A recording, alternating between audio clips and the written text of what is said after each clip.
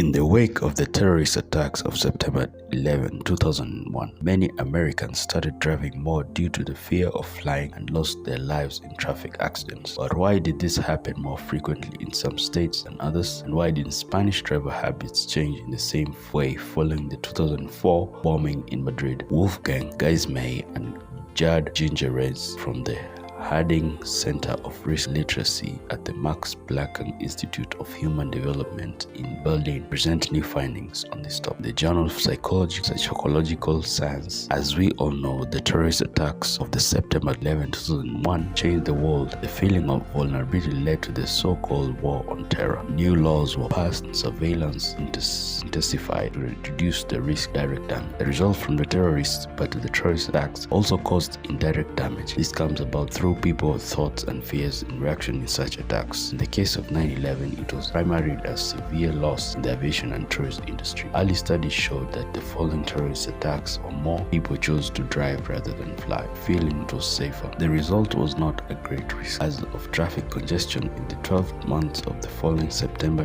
11, 2001. Therefore, there were an estimate of 1,600 more accidents leading to other deaths on the American roads than would have been expected statistically. But why would such an increase in traffic and with it also the traffic deaths be observed only in some states and not in others? And why was no increase in driving and traffic accidents seen following the likewise devastating train bombing in Madrid in 2004? Psychologists Gaissmaier and Gigerenzer from the Max Planck Institute of Human Development and Harding Center for Risk Literacy, based in their present analysis, which will soon be published in the Journal of Psychological Science. The analysis showed that traffic increased, particularly in the New York vicinity. The main attacks were forced on the World Trade Center located there. These images and thus also the fear were presumably particularly present for people who live in the surrounding areas. Other studies also support this assumption. However, the author further